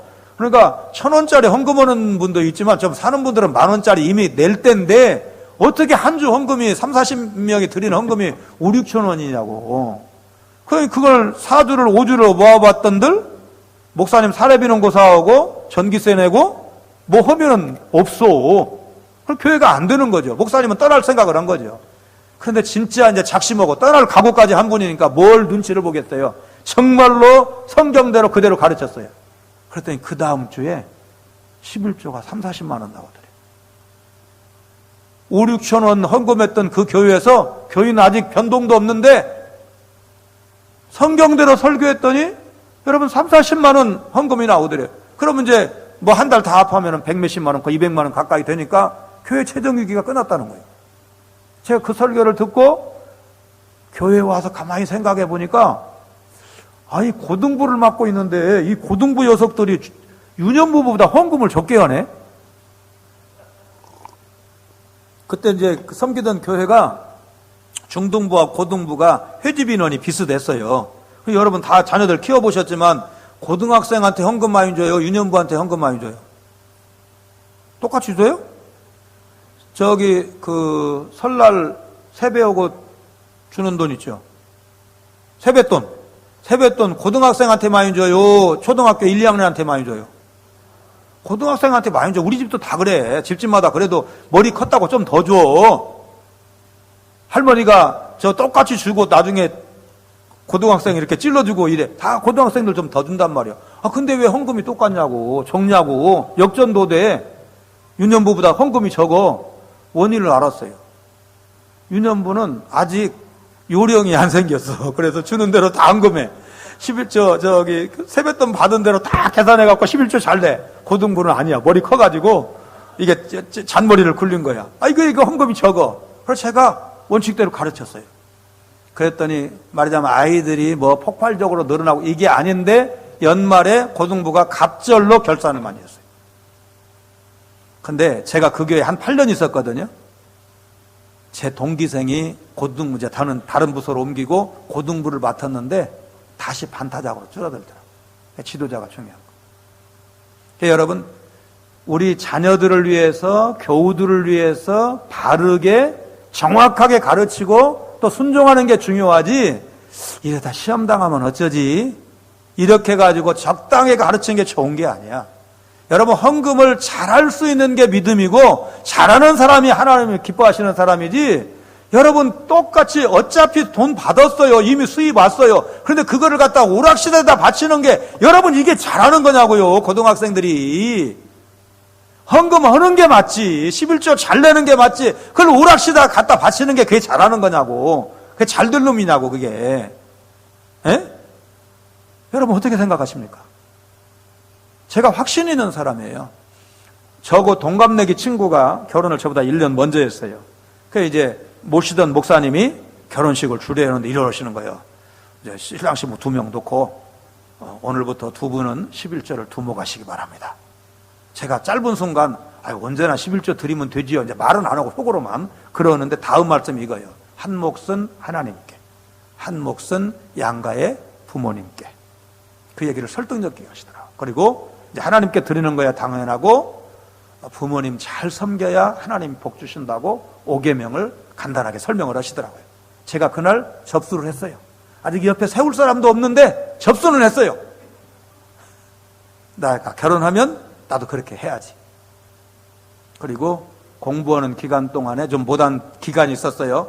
애는 3명 키우면서 석사과정 총신 신대원 졸업하고 신학 석사를 이제 다시 또 이렇게 공부할 때 너무 힘들어서 그때 중단한 적이 있었어요. 말하자면 부모님께 드리던 걸 못 드렸어요. 그러나 그 이후에 그렇게 열심히 하고 있어요. 그래서 제가 저희 동기생들에 비해서 그래도 좋은 교회에서 뭐 대접 잘 받으면서 그래도 형통하게 목회를 하는 거를 하나님 앞에 진지하게 물은 적이 있어요. 하나님 왜입니까? 웬 은혜입니까? 그렇게 물었을 때 그냥 별 확신 없어요. 진짜 확신 없어요. 그래도 조금 생각나는 게 너 좀 고지식하잖아. 그래도 배운 대로 하잖아. 그 생각이 좀 들더라고요. 그러니까 몇 년 전에 우리 이제 재정위원장 한 장로님이 자기들끼리 그랬대요. 목사님 헌금 이렇게 하시는 거 보면 좀 어떻게 애가 세 명이나 되고 이러는데 애들 돈도 많이 들어갈 텐데 어떻게 목사님이 이렇게 헌금하시는지 모르겠다고 걱정들을 그 헌금 개수위원들이 하셨다는 말을 제가 들었어요. 근데 그러고 나서 제가 뭘 굶냐? 안 굶어요. 뭐가 좀 부족한 게 있냐? 아니에요. 드려도 하나님이 어떤 형식으로든 채워주셔. 여러분 건강하면 여러분 돈 세이브 되는 거 아셔야 돼요. 여러분 지금 건강하게 잘 사시는 것만 해도 여러분 복 받으신 분이에요. 한번 되게 아파 보세요. 돈 많이 들어가요. 지금처럼 의료보험 안 좋을 때는요, 암 발병해서 완치를 했다고 해도 연립주택 한 대씩은 까먹었어요. 저도 그때 초년병, 말하자면 교역자 초년병이니까 교인들 집 팔아서 암 투병하는 거 봤다고요. 지금은 그래도 시대가 좋아져서 조기 진단도 가능하고 이렇게 하잖아요. 그러니까 우리 좋은 시대예요. 진짜 복받은 시대에 살고 있는 거예요. 근데 하나님은 그렇게 우리에게 이 모양 저 모양으로 오바마 대통령이 부러워하는 의료보험 제도를 대한민국이 하고 있는데 여러분 왜 그 감사에 대해서 그렇게 불평이 많습니까? 오바마는 그냥 막 국정연설할 때, 의회에 가서 연설할 때 대한민국을 보라고, 한국을 보라고 하면서 열심히 설득을 한 그 대한민국에 여러분이 사시는데, 할렐루야. 진짜 감사하셔야 돼. 그냥 너무 한쪽으로 치우치는 사람들이 원망하고 불평하고 여기에 너무 익숙하시면 안 돼요. 우리 교회 장로도 1등으로 되고, 그러니까 동기생들하고, 그 다음에 권사도 1등으로 된 그 부부가 있어요. 이제 권사님이 먼저 되고 남편이 그 다음에 장로가 1등으로 됐는데 그 다음 임직 때 이 부부가 둘 다 공무원이에요. 자기들 말로 이렇게 써서 간증을 두 분 다 한 일이 있으니까 권사님도 간증하고 남편 장로님도 이제 그때 집사 때지만 간증을 했는데 이분들이 우리가 집사 된 지가 20년이 넘었는데 지금까지 11조 못했다. 이번 제자훈련 받은 계기로 11조 드리자. 부부가 합의를 했어요. 11조를 드렸어요. 그러면서 이렇게 서로 물었대. 야, 우리 공무원인데 수입이 빤한데 11조 드리면 하나님이 어떤 복 주실까? 그렇게 서로 물었대요. 얼굴을 바라봤대요. 자, 제가 묻습니다. 이 공무원 부부 11조 드리고 나서 물질의 복 받았다 1번, 변함이 없다 2번. 자신 있게 말하세요. 하나님이 다 들으셔. 힘 좀 실어주세요. 어디다? 1번어다. 여러분 복 받았어요. 분당에 누님이 한 분 사시는데 이제 그 교회에서 총회를 할 때 저하고는 이제 말하자면 빗긴 세대야. 제 나이 또래니까 이미 진작 결혼해서 떠났어요. 그래도 자기 고향교회 목사님이 왔다고, 자기 교회로 총회하러 왔다고 미리 연락이 왔어요. 동생한테 전화번호 받아가지고. 그리고는 그러는 거예요. 목사님, 동생 잘 부탁합니다. 동생 잘 좀 믿음으로 키워주세요. 그러면서 제가 목사님 식사 대접을 하려고 마음 먹었는데 이제 이 총회 안내를 맡아서 이 자리를 지켜야 됩니다. 목사님, 제가 식사비를 준비했습니다. 봉투를 하나 주시더라고요. 처음 보는 다른 교회 권사님이 봉투를 하나 주면서 고향교회 목사님한테 대접한다고 주는데 진짜 받는 게 너무 어려웠어요. 왜냐하면 처음 보니까. 아무리 우리 안수 집사님 권사님의 말하자면 그 누님이고 뭐라고 그러지? 그 신우이지만 받는 게 너무 어려웠어요. 근데 이제 꼭 받게 만드는 게 뭐냐면 원로 목사님께도 이미 먼저 인사드렸대. 원로 목사님 증경총회장에 먼저 가셨잖아. 원로 목사님 먼저 친정아버지 같으니까 먼저 인사드리고 그 다음에 이제 동생 잘 부탁하고 저한테 인사를 하는 거예요. 근데 이분이 그 동생네한테 전화해갖고 이렇게 말한 거야. 야, 애들 둘이나 유학 보내고 얼마나 힘드냐. 누나가 애들 유학 마칠 때까지 한 달에 상당히 큰 돈입니다. 큰 돈을 약속을 했어요. 근데 그게 왜 11조 낸 몇 개월 후에 있냐고. 그전에도 유학은 이미 보냈는데 하나님이 그렇게 일하셔요. 그러니까 누나의 마음을 움직이셔도 그 부부가 신앙적인 결단을 해서 순종하는 모습을 보신 다음에 누나의 마음을 움직이신 거야. 동생네를 돌아볼 마음이 생긴 거예요. 그래가지고 누나가 그 조카들 유학 비용 상당 부분을 댔어요. 그러니까 그게 말하자면 본교에서 다 간증 때 나온 거야.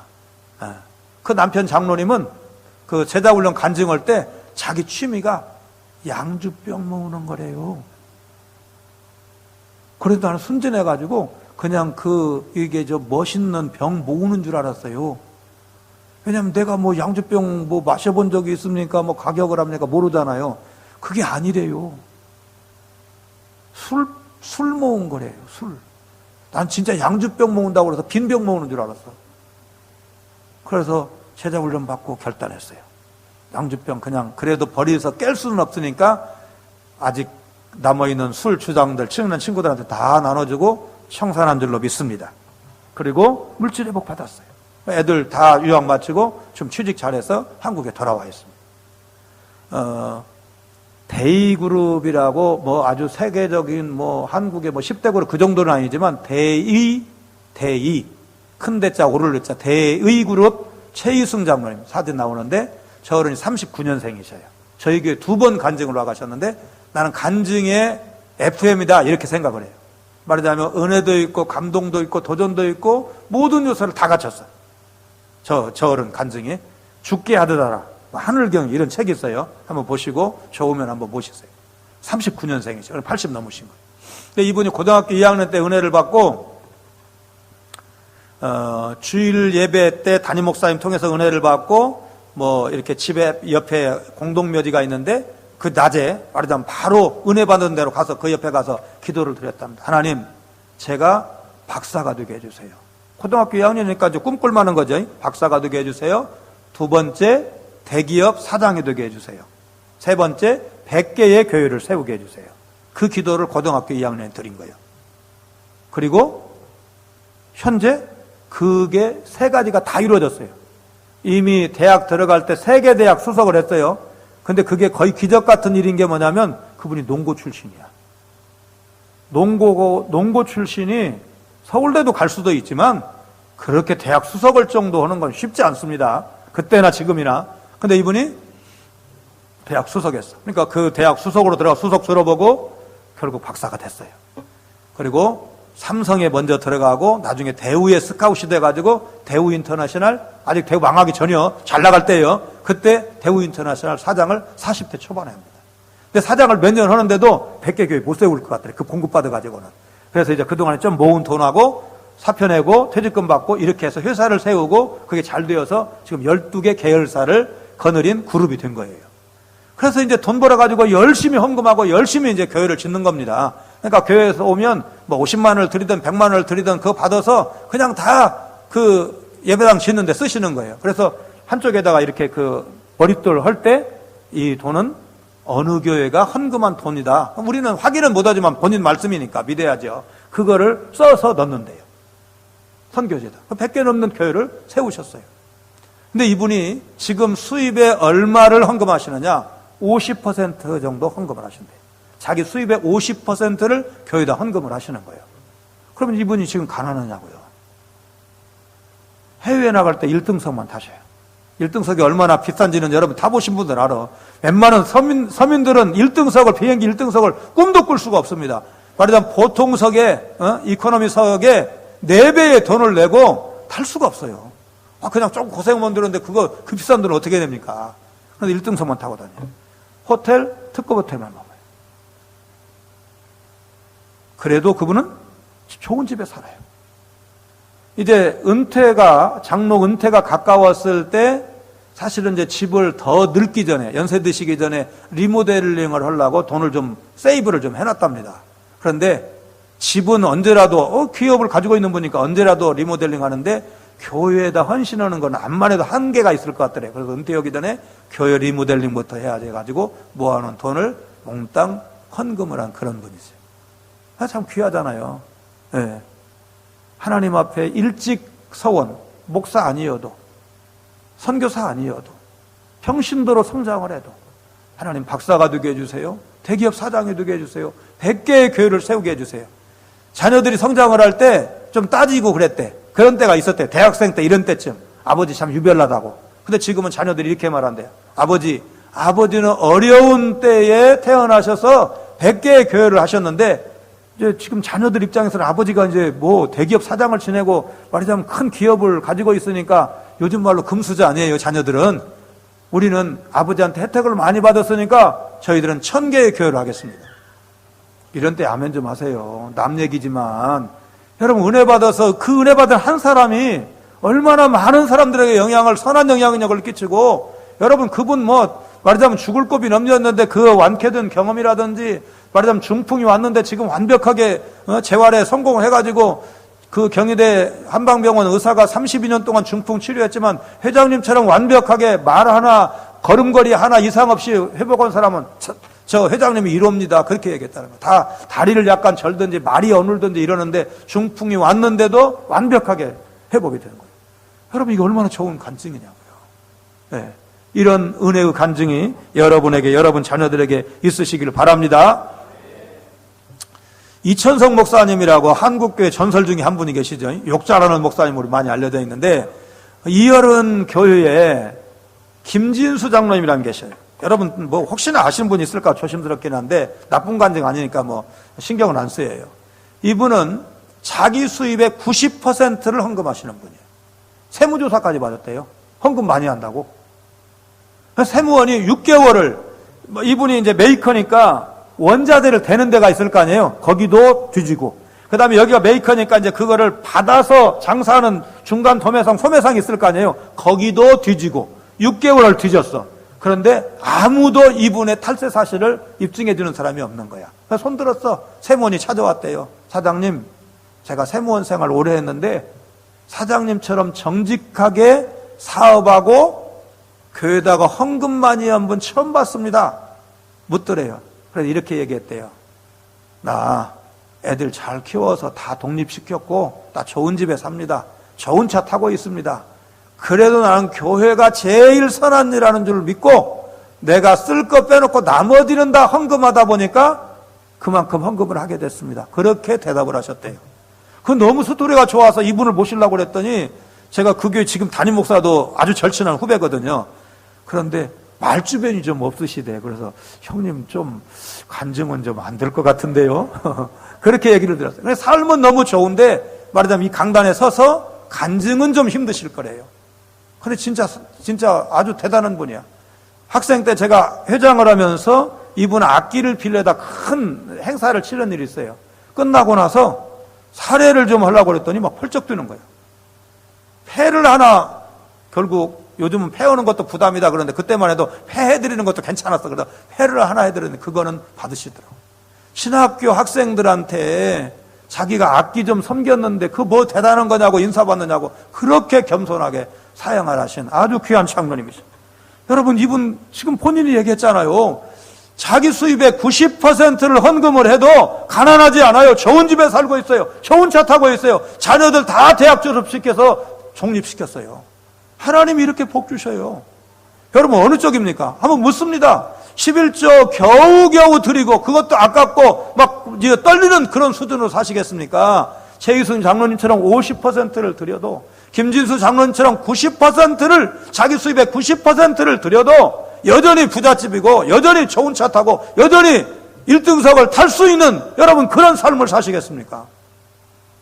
목사님, 솔직히 저는 어렵습니다. 그런 분 계시죠? 자녀들 축복하세요. 자녀들 축복하세요. 나는 이제 말하자면 기울어지는 세대예요. 새로운 수입을 창출하기가 어려워. 그러나 우리 자녀들을 축복해서 우리 자녀들이 그런 믿음의 사람이 된다면, 여러분, 빌 게이츠가 지금 뭘로 살고 있습니까? 자기 자녀들에게 각각 1,000만 원씩만 주고 나머지는 다 사회 환원한다고 이미 공포했잖아요. 물론 $10,000,000도 엄청나. 그러나 그가 가지고 있는 돈에 비하면 세 발의 피잖아요. 여러분, 그렇게 큰 돈 벌어서 수많은 사람들, 여러분 지금은 이제 그게 안 먹혀 들어가지만요, 빌 게이츠가 한국 초등학교에 컴퓨터 보급을 위해서 600만 달러를 기부한 적도 있어요.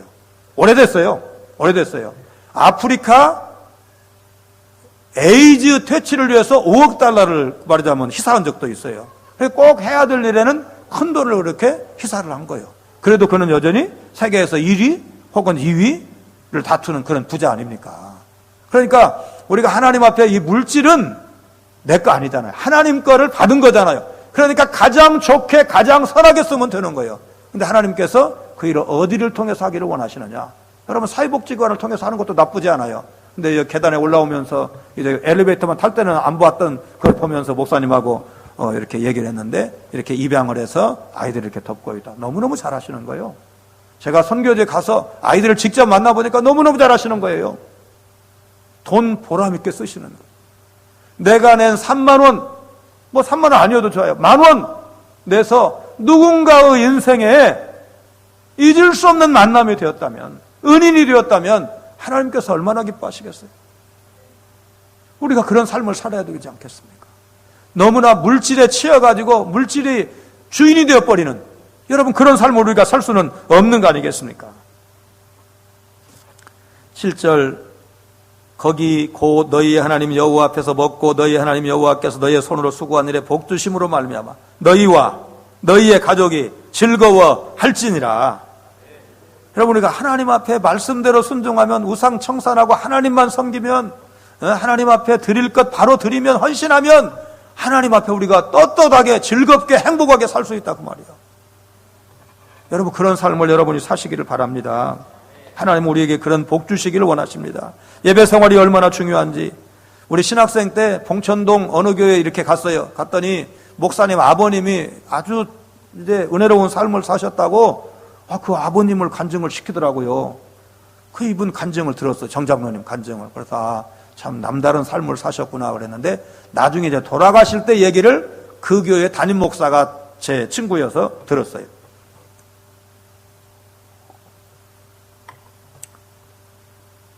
이 장로님이 돌아가시는데 86세인가 이렇게 한번 고비가 왔어요. 그 뒤에 더 사셨어요. 86세 때 이제 의사가 며칠 못 넘길 것 같습니다. 그러니까 지혜로우셔갖고 그래도 말할 수 있을 때 말을 유언을 하시려고 다 자녀손들을 불러 모았어요. 내가 80 넘게 살아오면서 너희들 알다시피 예배 생활에 힘써왔다. 그 기간 동안 수요 예배 4번 빠졌고 새벽 기도에 6번 빠졌다. 너희들 예수 잘 믿어라. 이분 전쟁을 겪은 분이에요. 그러니까 오늘 우리처럼 생각하고 수요예배 4번 빠져서 이렇게 생각하시면 안 돼. 새벽기도 6번, 80년 넘게 살면서 6번 빠졌다니까요. 놀라지도 않으시는데 참 강심장들이십니다. 80년 넘게 살면서 수요예배, 주일예배는 말할 것도 없고, 주일예배는 빠진 적이 없고, 수요예배, 새벽기도에 4번, 6번 빠졌다. 예배 생활 잘해라. 근데 이제 나중에 이제 제 친구가 그 후임이 됐지만, 그 당시 그 간증을 하실 때는 아들이 그 교회 담임 목사요. 그러니까 아들한테 예배 생활 잘하라고 지금 목사 아들한테 유언하신 거예요. 그리고 그 손자 손녀들이 다 교회에서 청년이고 교사고 봉사 잘하는데 그 손자 손녀에게 예배 생활 잘하라고 말씀하신 거예요. 제일 중요한 거는 죽을 때 하는 말이요. 그래서 우리가 유언을 중요하게 여기는 거 아닙니까? 그런데 얘기 들어보니까 기본이요. 믿는 사람이 기본으로 알 것을 장로님이 유언하신 거예요.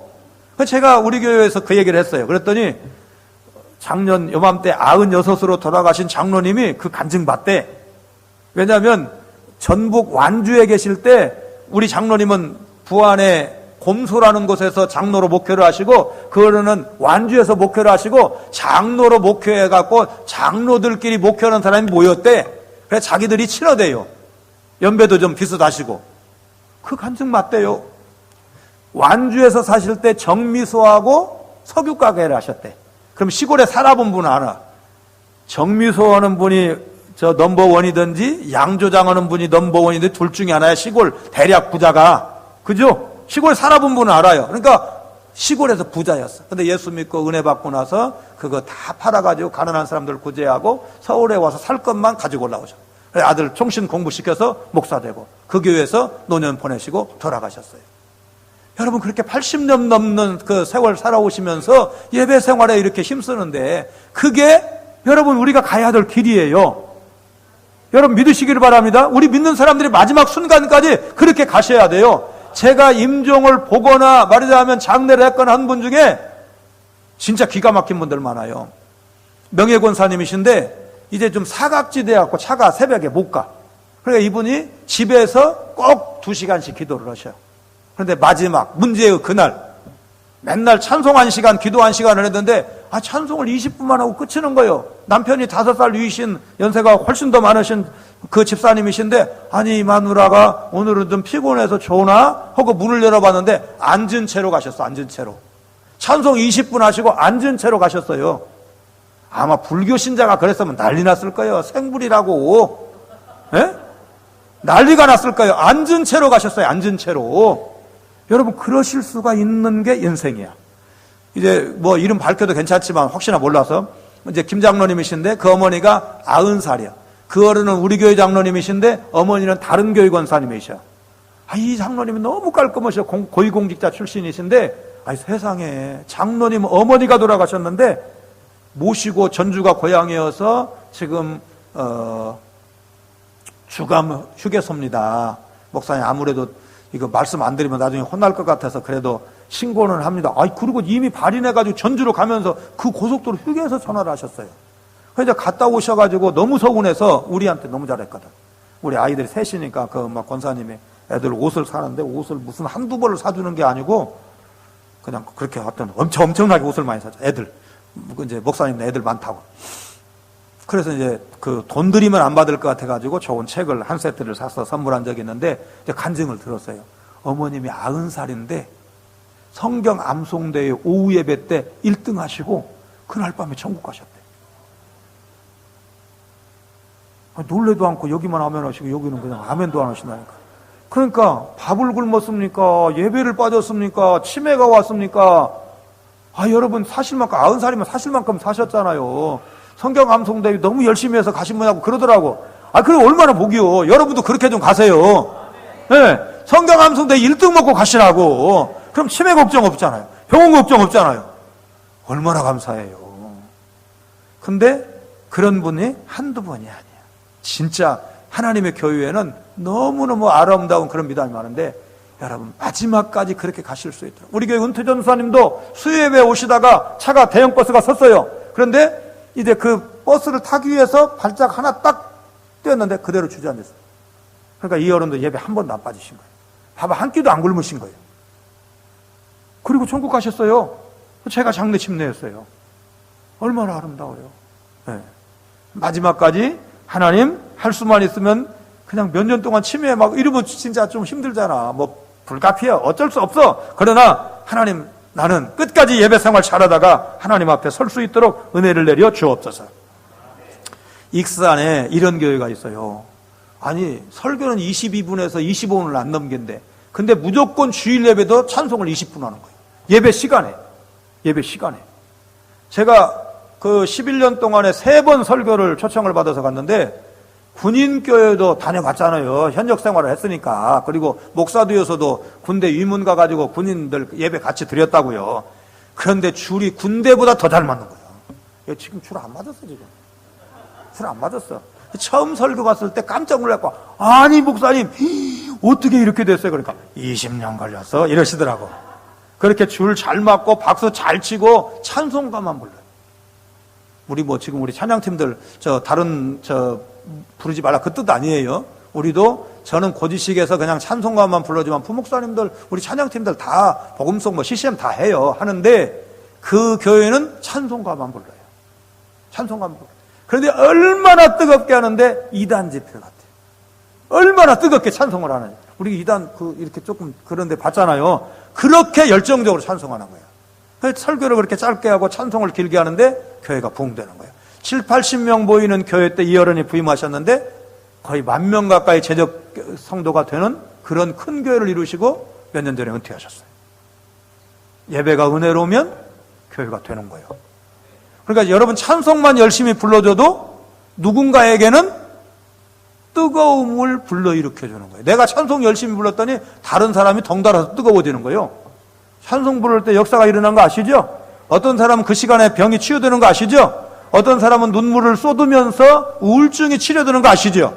여러분 찬송 그냥 그렇게 맥없이 부르지 마세요. 주님의 높고 위대하심을 어떻게 그렇게 힘없이 부르냐고. 정말 찬송 부르는데 열정을 가지고 좀 찬송 좀 하세요. 기도할 때 열정적으로 좀 기도 좀 하세요. 왜? 하나님이 좋으니까.